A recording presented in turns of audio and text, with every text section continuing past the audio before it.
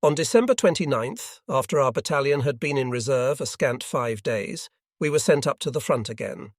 Our new position was between Osweiler and Dickweiler, slightly to their rear. Since we now were the reserve company, we were able to make our command post in an isolated farmhouse and keep our kitchen in the same building. Most of the men had to stay in foxholes. At least they didn't have to chip them out of the frozen ground, since they could use holes already in place. They quickly learned the rigours of outdoor living. Our strongest outpost was near the river southwest of Dickweiler. Because of all the open ground to be covered, the only way for the 20-man complement to reach it was after dark. That meant the men had to stay in place for 24 hours before their relief. As soon as they got back, they headed straight for the kitchen, which was the only warm place in the house. At times, the 15x18 room was impossibly crowded, but the cooks were good sports about it. Usually they had some hot food available and lots of hot coffee, so the men lingered as long as they could. One evening, after I'd checked the crowded kitchen, I joined Lieutenant Lloyd, First Sergeant Nagel, Company Clerk Francis Thiefels, our medic, and a couple of other men in the next room, where everyone was sprawled about writing letters in the light of a gas lamp. I had just started to write my own letter when the room shook and the air was split by a tremendous crackling explosion from the kitchen area. My first thought was that somehow one of the gas stoves had blown up. Lieutenant Lloyd jumped up and ran into the kitchen, and at the same moment one of the men burst into our room from the kitchen. He was hysterical, and blood squirted from a small hole in his neck. Fortunately, he was a little guy, and I was able to force him to the floor, where I sat on him and held my thumbs tightly over his wound. The medic moved over to help, but I yelled at him to get out into the kitchen to see if anyone else needed help. I continued to compress the neck wound, and soon the man quieted down. Finally, the blood began to clot, and his bleeding stopped. Then I got a tight bandage over the wound and told him to lie still. Lieutenant Lloyd came running back and told me we had a whole room full of wounded. It's a terrible mess, and we're going to need help. Better send for some ambulances and medical supplies. As First Sergeant Nagel called the battalion aid station, I went with Lieutenant Lloyd to assist the medic in the kitchen. It was indeed a terrible mess. The floor was covered with bleeding, groaning, wounded men. We grabbed first aid packs and began cutting away clothing to get at the wounds. 3 of the men, apparently those closest to the blast, had deep, very dangerous wounds. Some of the men had so many wounds they looked like they'd been hit by buckshot. Our bandages were limited, so the medic had to weed out the most serious cases first, which was quite a problem in such severely cramped quarters. Soon the battalion medical units began to arrive, and they quickly moved out the most seriously wounded as we continued to work on the remainder. There weren't enough closed ambulances, so we had to tie stretchers across open jeeps, wrapping up the victims in as many blankets as we could find. The explosion had occurred around 11 p.m., and it wasn't until 3 a.m. that everyone was evacuated. It was very cold, so I was glad it was only a mile back to the aid station. Those of us who had worked frantically for those 4 hours were just about ready for stretchers ourselves. Once the excitement was over and the wounded, all 17 of them, were gone, I tried to piece together exactly what had happened. I'd heard a few things from some of the wounded before they had left, and I began to question the few lucky ones who had been in the room, but somehow had not been hit. All the havoc had been caused by one fragmentation rifle grenade that had been dropped accidentally. One of the recruits at the outpost had pulled the pin on his rifle grenade, apparently to be ready for any attack. He had forgotten to replace the safety pin when he returned to the company. The grenade was carried on his cartridge belt, and somehow it slipped out and hit the floor, detonating on impact.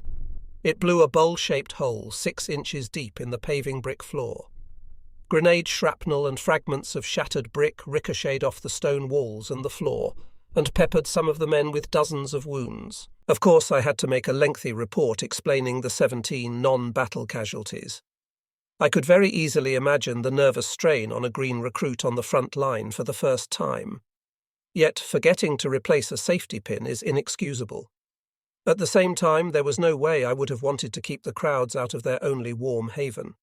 I was very much surprised about 3 years after the war to receive a letter from General Lanham, our old regimental commander, then stationed at the Pentagon. The general wrote that a man from my old F Company had written him asking for his help in getting the Silver Star Medal Captain Wilson had promised him. According to the man's account, Captain Wilson had promised him the Silver Star if he wiped out a certain German machine gun post. He went on to claim he'd been seriously wounded, had lost the use of one leg and partially lost his sight due to a German grenade, but that in spite of all the wounds he had managed to go ahead and knock out the Jerry position. He'd earned that medal, and even though he'd heard that Captain Wilson was dead, he thought he still ought to get it. I wrote to General Lanham that First Lieutenant, not Captain, Wilson was very much alive. I then referred him to my long report of January 1945 on the 17 NBCs we'd had in F Company from a rifle grenade accident, pointing out that the man who was asking for the Silver Star was the very one who had dropped the rifle grenade. That tragedy had been his only enemy action while at F Company. I imagine this sorry individual had built up quite a story to explain his wounds to friends and relatives. The effects must have been serious, since he was closest to the grenade. Perhaps he had made up the story to bury his feelings of guilt. Since our company was still in Battalion Reserve southwest of Osweiler, Colonel Keenan decided we could spare some men for patrolling. One of my new retread lieutenants, who had begun to impress me, drew the assignment of leading the patrol up through one of the line companies and then onward toward the enemy lines. His mission was strictly intelligence gathering, to see if he could detect any shifts or build-ups in the German positions. He was very careful to inform our frontline company exactly when and where he was going through their line, and also about when he expected to come back through the same spot. The current password was also verified. The patrol went out on schedule and later returned to the same point at the expected time, and was greeted by a blast from a Browning automatic rifle. The marksman was so scared he emptied the whole 20-round clip at them as they yelled out in panic, "We're Americans, you damn fool!" Fortunately, because of the darkness, only one man was hit, the lieutenant who was probably leading. He got a bullet through his hips. Thus, all our recent casualties had come at the hands of our own people, and I was almost beginning to wonder who was fighting whom. As we sent out more patrols, so did the Germans, but they added a new wrinkle we were forced to copy. There was still about a foot of snow on the ground, and this white cover captured whatever light there was, and made a fine background for spotting the dark, moving blotches that were a patrol. So the Germans draped their men in white sheets and their rifles in white clothes. Dressed in white, they were camouflaged beautifully by the snow at night, which gave them a dangerous advantage. We asked headquarters for sheets and white cloths from the people of Luxembourg. Once our men could blend into the white background, they felt reasonably secure, and the patrols continued. One night I sent out our white-clad patrols, led by another new young lieutenant. They came upon an enemy patrol near the river in the valley before Dickweiler. Our men had all the advantage this time, however, because the Germans were making so much noise that our patrols simply lay in ambush awaiting the enemy's approach. As it turned out, our very inexperienced recruits soon lost the upper hand with all the commotion they made getting into place, and it was the Germans who opened fire first. Our boys didn't fight back very well, but they all managed to escape back to the company, except for the lieutenant, who was wounded and captured. The men all felt pretty rotten about it. Some of the young officers we had in the Battle of the Bulge were with us such a short time, I never got to know them. I recall only the names of Lieutenant Hunt, Lieutenant Scheiman, and Lieutenant Gessner. I think they were all retreads. Lieutenant Gessner was particularly interesting. He was about 40 and had been transferred out of the OSS because he was thought too old to jump behind enemy lines and work with the underground. He knew a lot of worthwhile survival tricks and took the time to teach us a few. For one thing, he showed us an interesting way to make a quick foxhole in frozen ground. First, he held a rifle about 6 inches over the ground and fired 8 rounds into the same spot. Then he quickly dug out the loose dirt with his trench knife, placed a half stick of TNT in the hole, gently tapped the loose dirt around the TNT, lit the fuse, ran back about 30 yards and fell flat. When trying to save a life with a quick foxhole, a little extra noise is not too important. Even before the dirt from the blast settled, he was back in the hole, enlarging it with his trench shovel. And there it was, a habitable foxhole made in frozen ground within a very few minutes. This fascinated me, and I put it in the back of my mind, hoping I'd never have to use it with my present green recruits, because they'd probably blow themselves up. Early in January 1945, we moved once more, this time only a few miles northward to a place called Junglinster, which was about 5 miles northwest of Echternach. Again we were in reserve, and it appeared, at least in our sector, that the first phase of the Battle of the Bulge was over. The 4th Infantry Division had stopped the Germans cold and set a southern boundary to their 75-mile-wide breakthrough. The 1st Infantry Division, after giving some ground initially, was able to confine the Germans on the northern flank. The veteran 28th and 90th Divisions, both also trying to recuperate from the Hurtgen, were pushed back several miles, but made the Germans pay dearly for the setbacks. The 101st Airborne made its heroic historic stand in surrounded Bastogne. Our experienced divisions were all disastrously under strength due to the Hurtgen, the only full-strength division being the wretchedly ill-starred 106th Infantry Division. That division had arrived from the States only 3 days earlier and had been put in a very sleepy sector of the line so the men could unpack and get the feel of things. There they were caught in the vortex of a panzer charge. They never had a chance. Once the southern flank of the breakthrough was settled, the Third Army was able to release Patton's tanks below us, and they rolled through our rear areas and then turned north on their unforgettable, valiant drive to liberate Bastogne. By now, the Germans were stretched out too far. They were low on ammunition, gas, and reinforcements, and they began to crumble and fold back, trying to escape into the fatherland. Hitler's bold gamble had become his last gasp. And so, barring a spasmodic burst from the enemy, we hoped for a few days' rest. 2nd Battalion was placed in reserve again, and this time it appeared we would finally get some much-needed rest. Some of our divisions had been attacking eastward toward the Our River. Patton's tanks had rolled back the entire southern edge of the German Bulge and was closing in on beleaguered Bastogne, still held by the now famous 101st Airborne. In Junglinster, Luxembourg, as our company luxuriated in houses apparently abandoned by their owners, we received the wool socks and snowpack boots we'd so desperately needed before. The boots had tall leather tops sewn to a rubber shoe, and they replaced the cumbersome combination of leather combat boots and buckled overshoes. They were not insulated, but they were light and warm with the wool socks, and we were mighty grateful. Wool Eisenhower jackets were also issued, and these fitted under our field jackets for extra warmth. Also making its appearance, and this for the first time in my army experience, was a liquor ration of 6 different bottles or fifths for each officer. Since I didn't use the stuff except for occasional medicinal purposes, and since I was feeling fine at the time, I called in First Sergeant Nagel and had him split my ration among the NCOs. Some of the officers offered to buy it from me, but I thought they already had enough, and nobody pressed the point, possibly because I was their commanding officer. At this time, Lieutenant Colonel Kennan, who remembered my interrupted R and Amp R in Luxembourg City, insisted that I again try to take some time off. Thus I found myself riding in the lead cab of a 3-truck convoy of the battalion's enlisted men, bound not for Luxembourg City, but for gay Paris itself. For some reason, the dream city of almost all GIs. When we arrived at our hotel some 200 tedious miles later, I was surprised to find I was the only officer in the convoy. The duty was real rest and amp recreation, with no command functions at all for me. The men were simply told at what time and where to report back in 3 days, and were then turned loose on a city the chief wartime industry of which seemed to be women.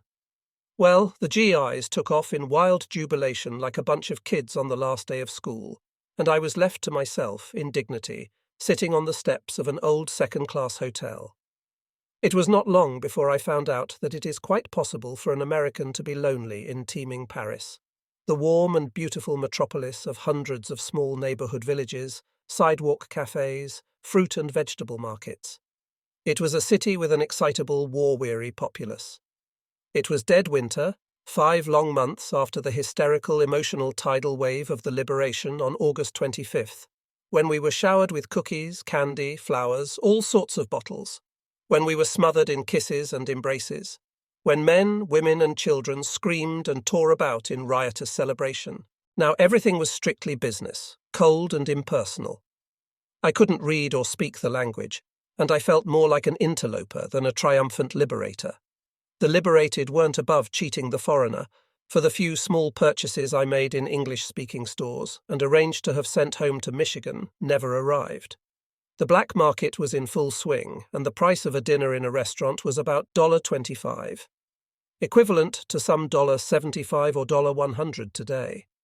Nonetheless, I was determined to see the sights and get some variety, even though walking down a snow-swept pavement without having to worry about mines or tree bursts or burp guns was entertainment enough for me.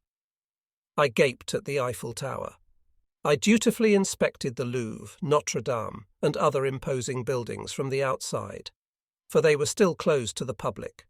Then I strolled down the Champs-Élysées from the Place de la Concorde to the Arc de Triomphe and its torch for the unknown soldier of that war to end wars.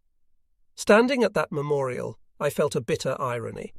I was raised in small towns and in the country, and just as many city boys had never milked a cow, I had never ridden a subway. I was intrigued by the metro. The trains were clean and swift, and they rocketed along in underground tunnels until they eased into a perfectly clean station. Another phenomenon that impressed this country lad was the men's restrooms. It wasn't so much the relatively sanitary conditions prevailing that seemed so unusual to me as the way this was achieved. They were cleaned by women, matrons who came when they pleased, without knocking and without thinking the least about it. It didn't seem to embarrass the men either, for they gave no indication that they even noticed the women. This lack of prudery was more evident on the city's streets, where men's relief stations were practically in the open, tiny, circular brick kiosks around the interior of which urinals spiraled. They were screened in to about shoulder height, but passing women could see the men standing there, and certainly there was no mystery as to what they were doing. Most of the women seemed to pay no attention to the open-air contrivances, which bore the none-too-elegant name of pissoir, pronounced pissoir. In fact, some women casually conversed over the barrier as they waited for their companions inside. While I can't imagine any such device in even the worst slums of an American city, I suppose there is a certain modesty in ignoring a natural function instead of calling attention to it by hiding it. Anyway, that was Paris. I got to know the subways better than most Americans as I rode from one station to the next. Every now and then I would get off to window shop. The exploration would have been more pleasant if I had had a French translator along, but I managed to stay out of difficulty, at least until the very end. On one ride, I was surprised to find that the train was no longer underground when it stopped. It was dark outside, and I suppose that's why I hadn't noticed our emergence. Everyone got out and walked away, and the train showed no signs of moving on, so I got out to look around and get my bearings. My confusion must have been pretty obvious, particularly with my uniform marking me as a stranger, and soon a very kind lady of about 50 came up and asked in English if I needed any help. I asked if she knew when the subway was going back to town. She smiled sympathetically and told me there would be no more trains until morning, that I had been on the last one. Then she offered to help me find a room and walked me about a block to the only hotel in that part of town. She spoke a few words in French to the manager and then hurried off to her family. Early the next morning I took the first subway back to the city, grateful that the little misadventure had not come on my last night in town, when I would have missed the convoy back to Luxembourg. I never would have lived that down, and no one would have believed what actually happened and that no French lass was involved. I ate breakfast as soon as I returned to the city, and then I started to wander around town. I did a little shopping. Although I was most certainly minding my own business, I was stopped time and again by the ubiquitous ladies of the moment. While I possessed all the standard male urges, I did not find the propositions particularly tempting. The poor souls were not especially attractive. They looked worn and haggard. Anyway, that too was Paris in all its variety. A few months later, I was to encounter a unique situation in this regard, a situation which came my way in the form of an assignment. One pleasant surprise as I strolled around was a huge American Red Cross sign on a nearby building, and I thought this might be the place to get a cup of coffee and perhaps some suggestions about what to see and do. The suite was nice, clean and comfortable, and best of all, everyone spoke English. It must not have been much of a lure for the GIs, though, because I was the sole visitor. The French Red Cross hostess was a pretty girl with a sweet smile and dulcet voice. We had a pleasant chat on places to visit in the city. After a while, she asked if I'd like to have dinner with an English-speaking French family. When I agreed it might be nice, she told me to come back at 6. She would arrange for me to meet a couple who had been educated in the States. I made sure I was punctual, but after waiting in the lobby until almost 7 p.m., I got up to leave. Thereupon, my pretty friend came over and explained that the couple had just phoned to say they had a sick child. They asked her to give me their apologies. She felt responsible for ruining my dinner plans and told me it was too late for me to get back in time for dinner at my own hotel, but she said that if I didn't mind waiting another 15 minutes until she went off duty, she would be glad to guide me to a nearby place that was not dependent on the black market. A little while later, when I saw the big American Officers Club sign on the hotel she led me to, I understood her maneuvering. I really wasn't too upset. She knew where to get a good meal, and I didn't mind the company. Inside the huge lobby, a group of officers was queued up to buy meal tickets. I joined the line, and soon, to my astonishment, got 2 tickets for only 25 cents each. That was the price officers were usually charged for meals when in garrison, but I didn't expect it to apply in Paris, where everything else was so inflated. With tickets in hand and a young lady at my side, I followed the other officers up a long, magnificent staircase to the dining room. I was flabbergasted, and perhaps a little intimidated, by the luxury of the immense lobby and mezzanine.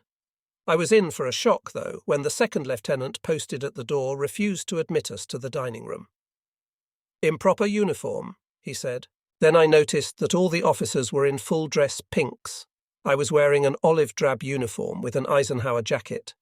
Instantly I grew angry, and I asked if he thought I should go back to the front lines and draw a proper uniform.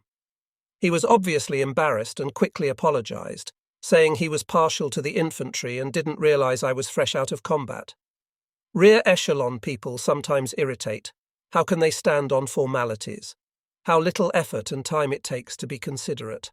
As we were ushered to a table, several senior officers glanced our way, but none seemed to object. I couldn't believe the food, having almost forgotten that such lavish, delectable victuals existed.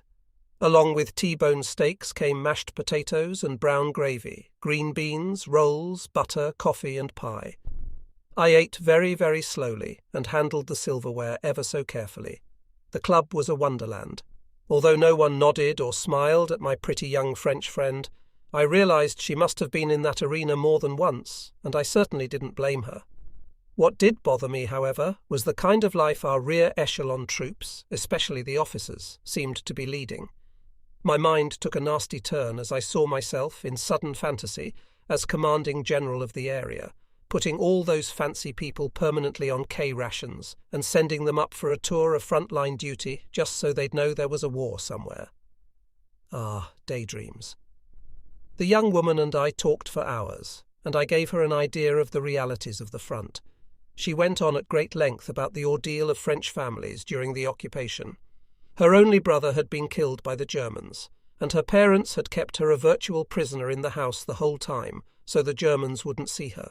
She excused herself just before midnight and took a cab home, saying her parents probably were beginning to get worried. We did make a date for lunch at my hotel the next day. Our trucks were due about 1 o'clock, and I didn't dare miss them. The next day she arrived on time, looking fresh and pretty.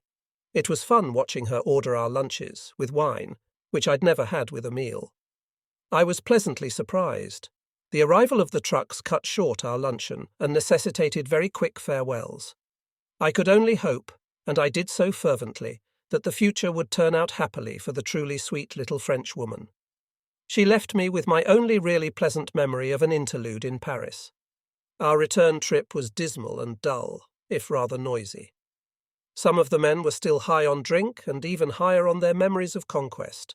Most of them had indeed broken loose, and they could not stop talking about it. According to their unending chatter, they must have been the greatest studs ever on earth. On and on and on.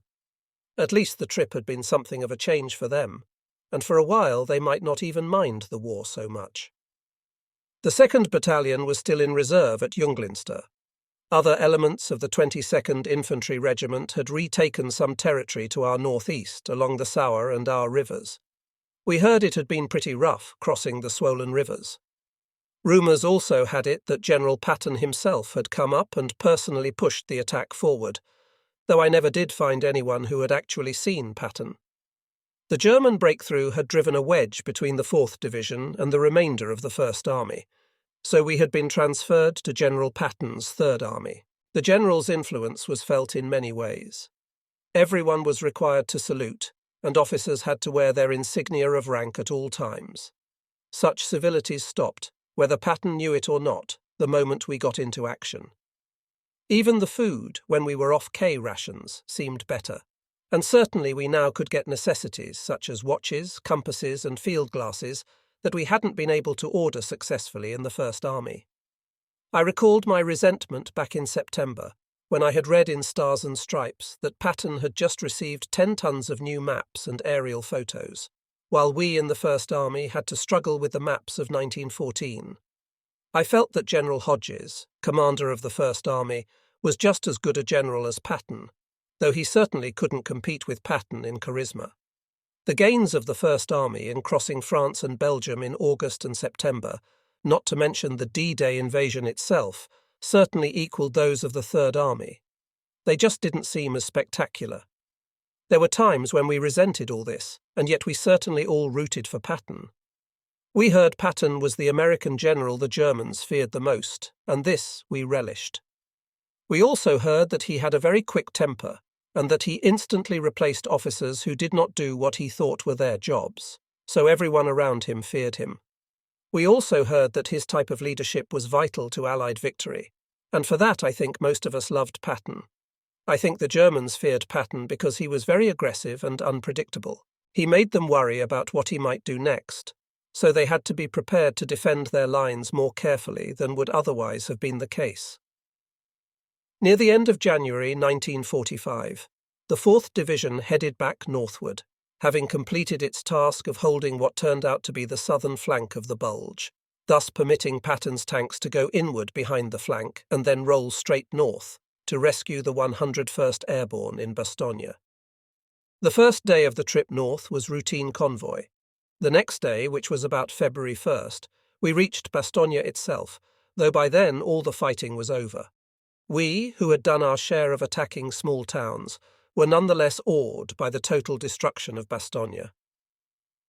Everything was levelled except for a few skeletal sidewalls. What had not been knocked flat by artillery had been gutted and hollowed by fire. The dust had not quite settled, and the smoke carried a stench like that of soggy burning mattresses.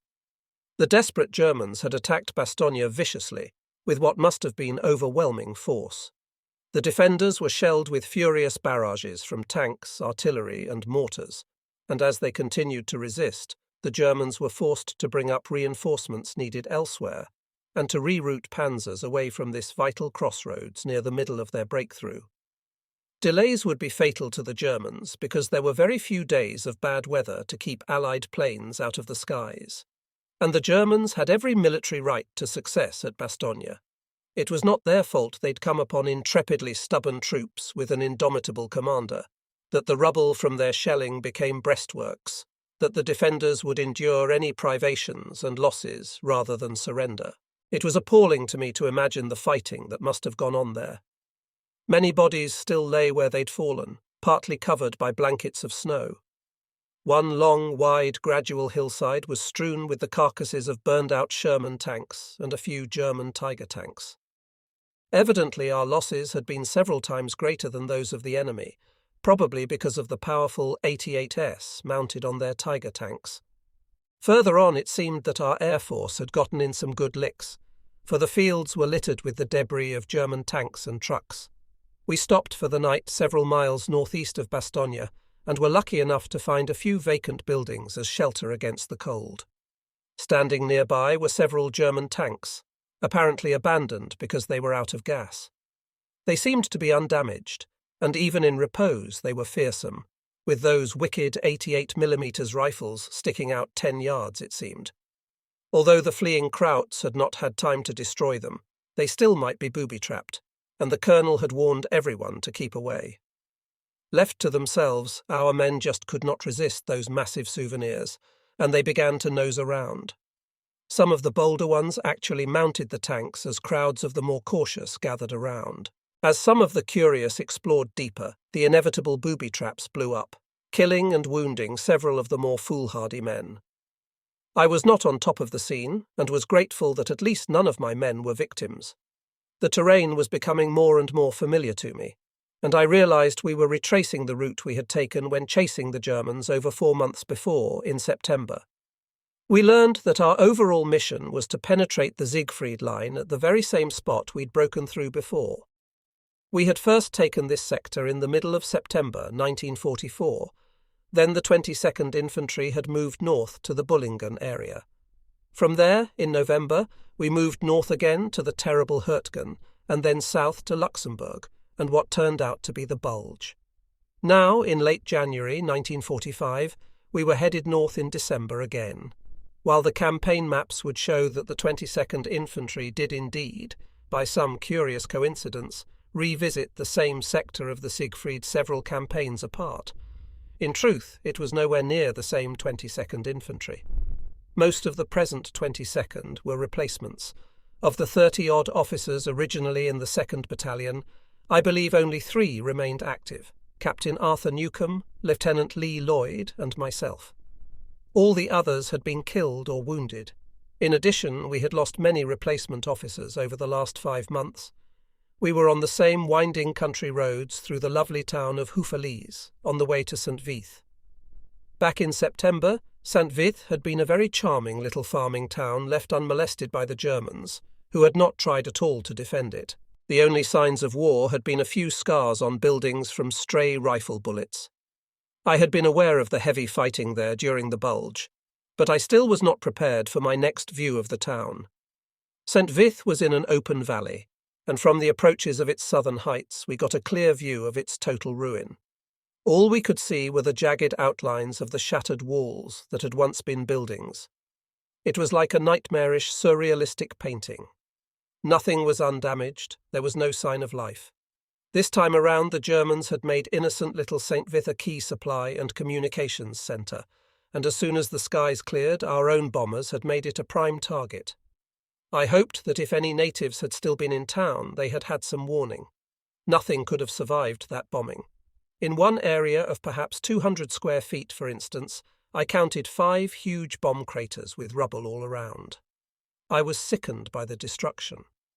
Somewhere among all the debris, some GI had found a naked mannequin and placed it alongside the road, where it stood out starkly, ghoulishly. The humour might have been a little sick, but it certainly was a diversion wild enough to cling to the memory. Other units of the army had already driven the Krauts back into the Siegfried pillboxes, so we didn't have to worry about ambush as we rolled along the winding roads from St. Vith in Belgium, across the German border, into the town of Blealf.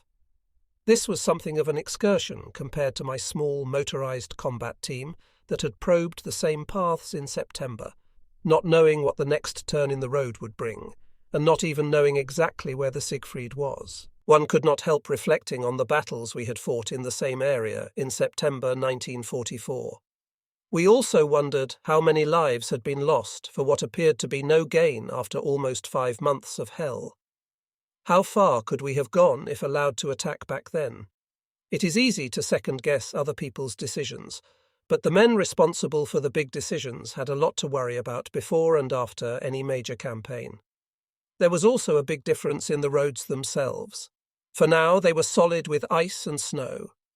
The retreating Germans had not had time to plough snow. Their tanks and trucks had just pushed ahead as fast as they could, and there was a 6-inch base of ice and compacted snow. Our tanks could negotiate anything but the steepest hills and sharpest curves. And one such obstacle came just east of the hamlet of Boucher, very close to the Siegfried. The rubber treads and steel cleats of the tanks could not get enough traction on the steep inclines, and could not make the sharp turns, because in changing direction one tread was braked to become a stationary pivot, while the other tread kept moving. The trouble was that the pivot kept sliding on the ice. The engineers had tried setting off primer cord explosives to break up the ice, but all that did was leave small burn marks. They then sent out a call for extra manpower to dig corrugations that would aid traction, and F Company was elected, since we were in reserve. I was told to have my men use their entrenching shovels to chop out small grooves or ditches across the road about every foot of the way. This particular hill was over a half-mile long, so we were out there hacking away all night. Every now and then we had to take cover against Nebelwerfer shells screaming overhead. But the worst discomfort, aside from fatigue and the cold, was the ice that kept getting chipped up into our faces and the occasional hitting of one's own foot or shin with a shovel. It was a very tough night for us, but at least we had the satisfaction of seeing the tanks' tracks biting into the ice trenches and pulling them up that hill before dawn. We were given the next day off, away from the fighting, and we stayed in reserve slightly to the rear. The 22nd Infantry, with its 1st and 3rd Battalions leading the attack, once again sliced through the Siegfried line at the same spot it had before, just east of Boucher and slightly north of Branscheid. The infantry advanced by fire and movement supported by artillery and the fire of tanks, and with the use of hand grenades and flamethrowers when the men got close enough. Some pillboxes had grenades dropped down their smokestacks. Others had their apertures blasted by flamethrowers. At least one was ploughed under by a bulldozing tank. The Germans never should have started this business. We proved once again that fortifications can be taken. The 2nd Battalion moved on through our 1st and 3rd Battalions and headed southeast, going into defensive position east of the fortified village of Branscheid. This time, in contrast to its frustrating fight in September, the 3rd Battalion swept right into Branscheid and took many of the pillboxes from the rear. At that, Branscheid was not a joyride for the 3rd Battalion, for even after they had taken the town and were being relieved after dark by a battalion from the 90th Division, they were hit by a strong counterattack. The Germans swarmed in on top of the normal confusion of men trading places, and soon hand-to-hand combat was taking place in the darkness, with some Americans being killed by others. For a while our troops were afraid to move, but after a time the enemy was sorted out and driven back. Next day the 1st and 2nd Battalions continued the attack eastward towards Sellericher Hohe. Soon we came to the edge of some woods, and looked out on a valley and hillside that brought back a frightening recollection to a few of us. This was the place where the German artillery had massacred a battalion back in September. We had been up on the hill on what was now our left front, and we'd been helpless spectators in grandstand seats as the attack battalion had come out of those very woods and swept the Germans before them in what looked like a classic exercise in tank infantry support.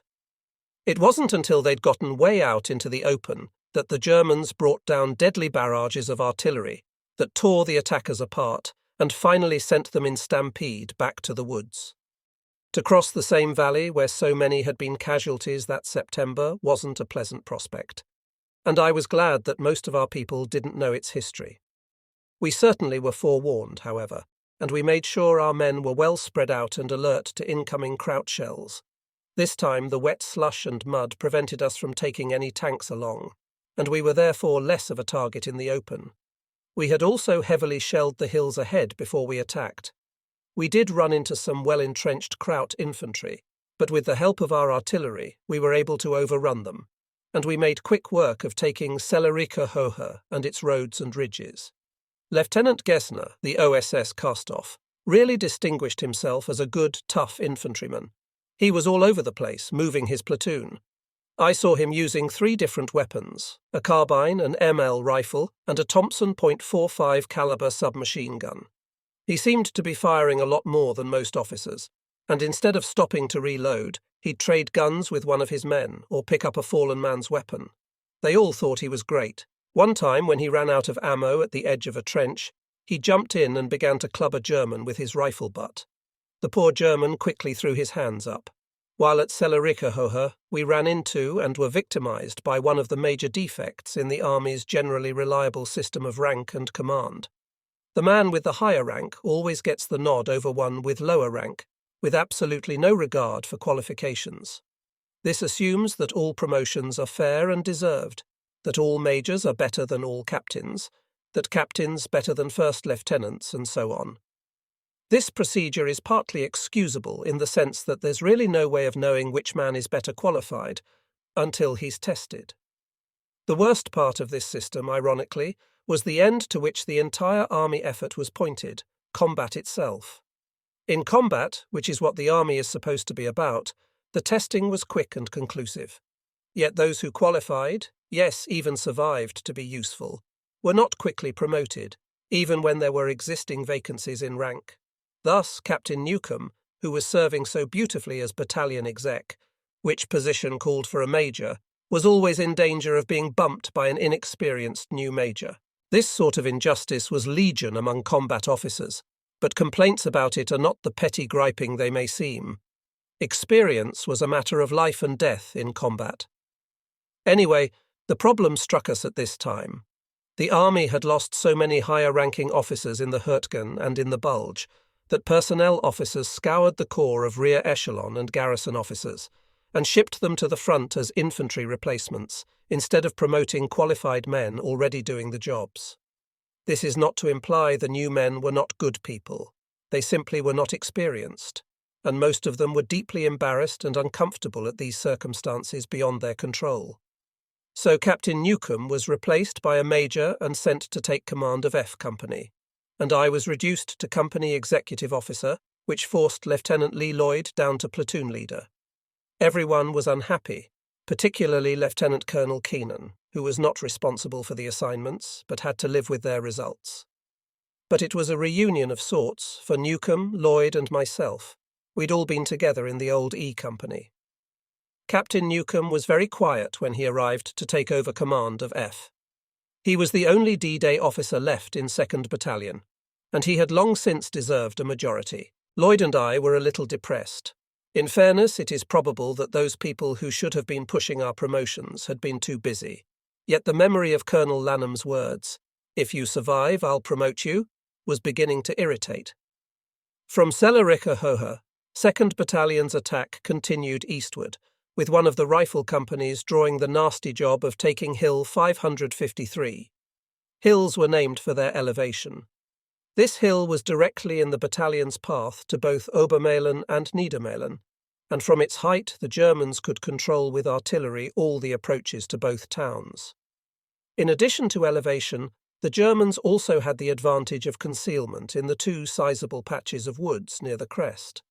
A few hours before dawn, our attack company went up the open slopes of Hill 553 in full darkness, and was lucky enough to surprise the defenders and rout them.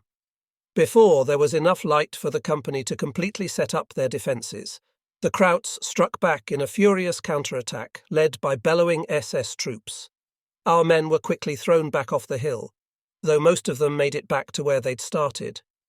This misadventure was no fun for the attack company, and it turned out to be even less fun for us, because Captain Newcomb was called to battalion headquarters and ordered to retake Hill 553 at once, in broad daylight. The advance just had to continue, and it couldn't unless we had that hill. Colonel Keenan gave him the use of tanks and tank destroyers, but said they'd have to stay on the road because the ground was thawing, and the heavy tanks and tank destroyers, TD, might get mired in the mush. Captain Newcomb asked me to go with him to reconnoitre possible approaches, and the two of us walked several hundred yards southeastward along the road from Sellerikahohe to Niedermehlen. The uphill side of the road was thickly lined with trees, and the banks were high. We were able to move about easily behind this cover, from which we had a good view of Hill 553 and its surroundings. From our concealment, we used field glasses to study 553 and its patches of woods from a distance of about 1,000 yards. After a while, Captain Newcomb, the old pro at about 27, veteran of every battle since D-Day, turned to me and said, "This looks like the place to jump off from." We can move the tanks and TDs along this road and use them to give us support fire. We discussed using heavy barrages of artillery, but decided to use the direct fire of tanks and TDs as the primary weapon, with the artillery in support. The other attack company had told us about the formidable log bunkers up there, and we figured low-line direct fire would be more effective. We brought our men up against the high bank of the road, out of sight of the enemy, and lined up the tanks and TDs along the flat stretches, giving them specific target areas in the patches of woods. They would be firing directly over the heads of our advancing men, and they'd use high-explosive shells to keep the Germans under cover, while peppering the area with their 30 caliber and 50 caliber machine guns. The artillery FO was also with us, and he had the same targets. Captain Newcomb then had the men spread out widely, and he personally led them out onto the open hill slope as I directed the tanks and TDs to commence firing. The only problem in the beginning was the stunning shockwaves from the 75mm and 90mm rifles of the armour, as the men were still close in. Many of the men had to sling their rifles so they could get both hands up over their ears. The rolling thunder of the big guns made it impossible to tell whether the enemy was firing back. I could not see any evidence of incoming artillery. With Captain Newcomb in the centre, and the platoon leaders and their platoons spread out to his left and right and behind him, the attack moved in orderly fashion with everyone walking very fast. I was coordinating the whole show. The crucial decision, for which I was already tensing though I had a few minutes yet, was when to lift the straight-line overhead fire of the tanks and TDs. Artillery was also laying down an intense barrage on the hilltop, but its shells arced in with plenty of clearance of the ground troops and could be lifted later. The tough decision was when to lift the 75S and 90s. If I stopped the firing too soon, the Germans would rush out of their bunkers and blast our men when they were exposed on the open slope. If I waited too long, I might wipe out my men from the rear. I was sweating, but at least I could clearly see the men and the shell bursts of our 75S and 90s. I watched closely through my binoculars as the advance continued, and I knew the men were scared to death hearing their own shells whip a few feet over their heads while waiting for the enemy to open up.